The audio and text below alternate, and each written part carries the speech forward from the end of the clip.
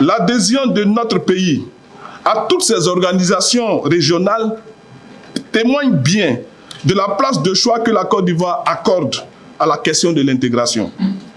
Ainsi, dans le cadre de la réalisation de ses objectifs de développement, le pays a inscrit le renforcement de l'intégration africaine et la coopération internationale parmi ses axes essentiels dans le PND 2021-2025. C'est donc l'occasion pour nous de faire un état des lieux de l'Union du fleuve Malo afin de comprendre sa situation économique, humanitaire, le commerce intra-UFM, la situation de ses infrastructures d'interconnexion routière et énergétique et le développement de son capital humain, facteur indispensable de tout développement.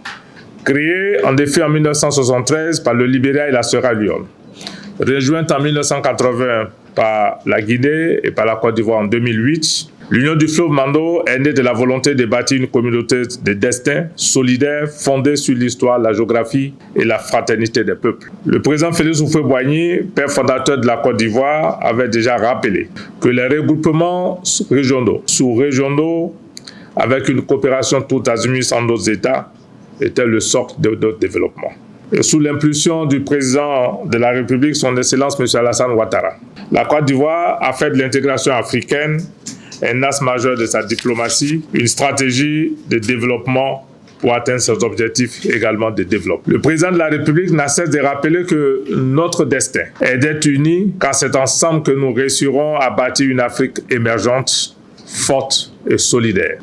L'Union du fleuve Malo, avec ses 57 millions d'habitants et son immense potentiel naturel, est bien plus qu'une simple entité géographique.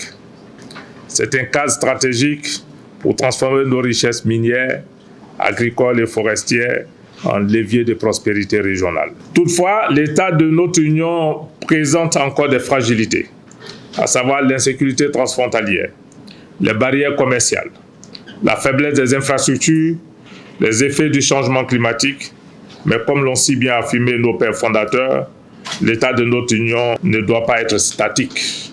Elle doit se construire chaque jour par la volonté de ses peuples et de ses dirigeants. Cet atelier nous permettra de réfléchir et d'agir autour des 4 axes majeurs.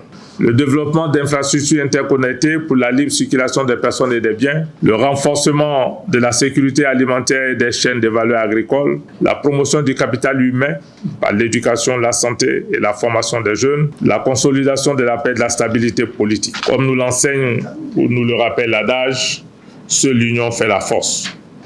Ensemble, unis dans la solidarité, dans une vision partagée, nous pouvons transformer le fleuve Mano en un véritable fleuve d'espoir, de stabilité et de prospérité pour nos peuples.